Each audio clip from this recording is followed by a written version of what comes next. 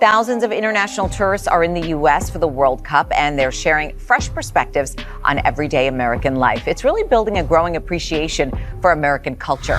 A grown British hooligan, a man who has never backed down from a bar fight in his life, is standing frozen in a Walmart aisle, staring at 50 different flavors of Oreo like he just saw a ghost. He didn't fly to America to watch football. He flew to America to have a nervous breakdown in the snack aisle. And he is not alone. Right now, in cities across the United States, thousands of European football fans who came for the World Cup are quietly having the same identity crisis, and it has nothing to do with the score. Here's the thing nobody warned them about. You can prepare for the time zones, the jet lag, the different currency, even the trash talk from American fans about soccer being a boring sport. What you cannot prepare for is standing next to a pickup truck that is physically larger than the apartment you pay 1,800 euros a month for in Berlin.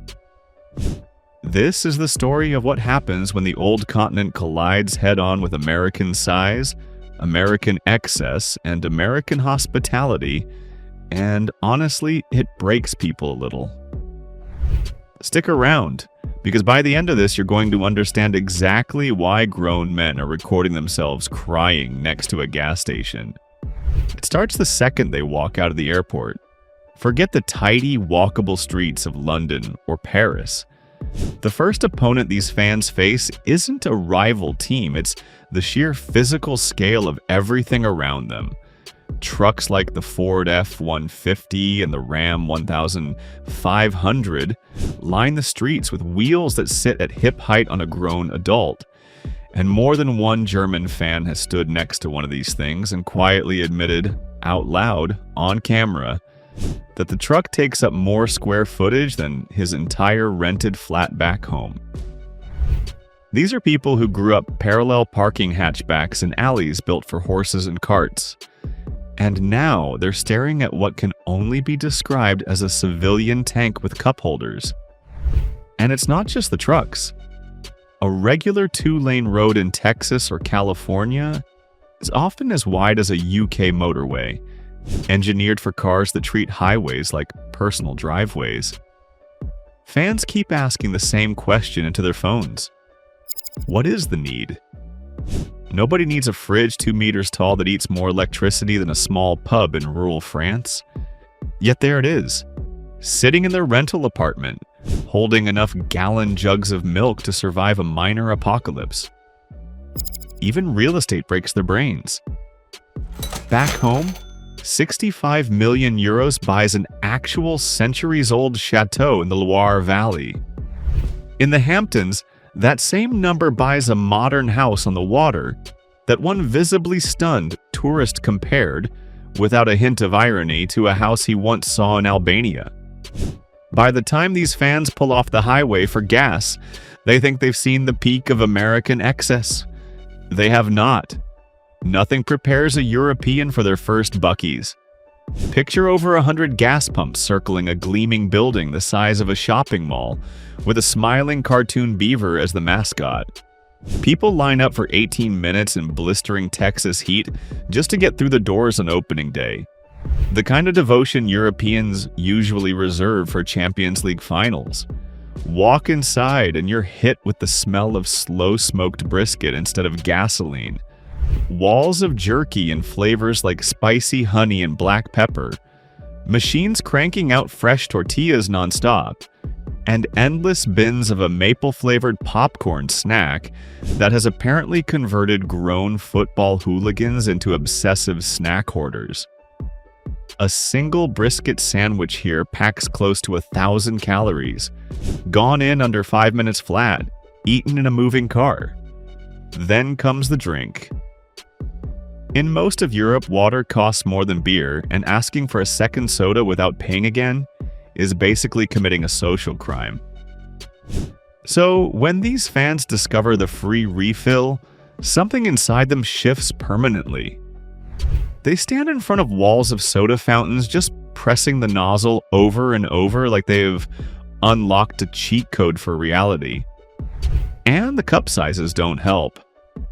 What America calls a medium would be labeled family size back in Europe, sometimes holding close to 2 liters, enough soda for 3 generations of one family to share for a month.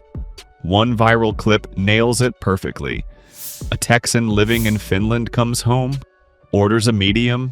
I'm a Texan living in Finland, back in Texas for a couple of months, and y'all, I'm still shocked that this could be called size medium. And just stares at it in disbelief because nothing prepared her to see that word attached to something the size of a bucket. Transportation delivers its own gut punch. Bright yellow school buses roll past and grown adults freeze on the sidewalk because until this exact moment, they genuinely believed those buses were something Hollywood invented for movies and cartoons. Hey, so I'm in America, yeah? Guys, the yellow school buses are real. Me all life, I thought it was just cartoons or the telly that would show these yellow school buses, and I was like, it's not real, it's just for the telly. Blimey, it's real! It got so intense that Scotland's traveling supporters, the famous Tartan Army, actually rented a fleet of more than 20 real school buses just to ride to the stadium in Foxborough because nothing says main character energy quite like showing up in a vehicle straight out of an American sitcom. The Scotland fans have banded together and organized over 20 yellow school buses to get them to and from those FIFA matches. Then there's the heat and the answer to it. European homes are built from thick stone specifically to survive without air conditioning, and fewer than 5% of households in the UK or Germany even have it installed, partly out of principle. That principle evaporates the second these fans land in Texas or Florida in July and get hit by heat so aggressive that even professional athletes have had to pause outdoor training. Suddenly, every Walmart, diner, and public restroom feels like walking into a freezer. And fans who spent years mocking Americans for their AC addiction are now filming themselves standing under a vent, sighing with relief like they've just been rescued at sea. Food might be the single biggest gut check of the trip. A European breakfast usually means 2 or 3 thin pancakes. Order pancakes in America, and a server might set down a stack of 2 dozen, drowning in syrup and butter, while the fan just stares at the plate, mouthing the word, "Why?" Scottish visitors have posted about muffins the size of their own heads carrying the calorie count of 3 meals combined. One traveler documented gaining over 2 kilos in just 10 days without ever feeling like he was overeating, simply because portion sizes here run on a different scale of reality. What actually catches most fans off guard, though, isn't the food or the size of things, it's the people. In much of Europe, customer service is polite but distant, sometimes bordering on cold. In America, a total stranger will lock eyes with you on the street, smile, and genuinely ask how your day is going. Walk into a diner and someone twice your age will call you honey within 30 seconds of meeting you and mean it. This warmth catches fans off guard, some initially bracing for a scam that never comes, before realizing Americans just like people, and that tipping culture exists precisely because that warmth comes with real attentive service. Nothing humbles a European palate quite like Texas barbecue. Fans raised on dry pub steaks and average fish and chips take one bite of brisket, smoked low and slow over oak for hours until it falls apart if you so much as look at it wrong. And something in their worldview quietly rearranges itself. People wake up at 4 in the morning and stand in line for hours outside legendary smokehouses for a few pounds of meat. A level of devotion Europeans usually only bring to a football final. Then there's the shopping. Walking into a Walmart or Costco for the first time, fans from small English villages have admitted the building alone is bigger than their entire neighborhood. It's not a shelf of Pop-Tarts.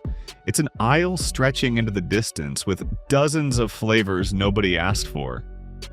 It's 50 kinds of fabric softener named things like Winter Morning Mist. It's a hunting rifle display sitting a few aisles from the baby diapers, all under one roof, one cart, one very confused European trying to process it all. And underneath all of it is the road trip mentality. In Europe, 3 hours in a car crosses a border and requires a passport. In America, 3 hours is just what you do on a Friday night for good barbecue or to see a friend. No checkpoints, no paperwork, just open interstate from the Boston cold down to the Miami sun, with free or nearly free parking waiting at the other end, which alone left visitors stunned given how brutal and expensive parking is back home. Somewhere in the middle of all this, Scotland's tartan army pulled off the trip's most legendary feat. Within 48 hours of landing in Miami and Boston, they had reportedly drained local beer supplies so hard that an emergency barge had to be sailed into Miami Harbor just to keep bars stocked. A boat, Miller Lite, then repainted in full Scottish tartan out of respect. And still, after tasting American light beer for the first time, more than one fan bluntly called it fizzy water with attitude. By the final whistle of the trip, something had genuinely shifted. The oversized flags on porches and trucks that once looked like arrogance started to look more like unapologetic pride. The strangers who kept saying, "Have a great day," weren't running a con, they meant it. And that giant fridge, that absurd truck, that free refill cup the size of a small bucket, all of it stopped feeling ridiculous and started feeling like a different philosophy of living. One built on space, abundance, and like doing things without asking permission first. So here's the real question worth sitting with. Is this endless American bigness actually a form of freedom and prosperity? Or is it just spectacular, wasteful excess dressed up in a friendly beaver mascot and a 2-liter cup? Drop your take in the comments, because this is exactly the kind of debate worth having. And if stories like this scratch that itch for you, hit like, subscribe, and turn on notifications so you don't miss the next one, because there is a lot more culture shock still coming.